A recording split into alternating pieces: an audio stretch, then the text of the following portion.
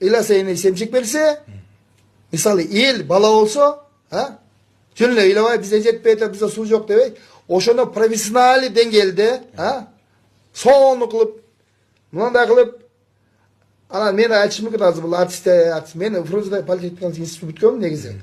Бул буй кантип чечет? Буйдун эмес, любой депутатта бирден юрист болот, бирден помощниги, бирден консультанты, анан секретарша 4 киши, анан шопурда болот 5. Ошо 5 киши ора да ошолор.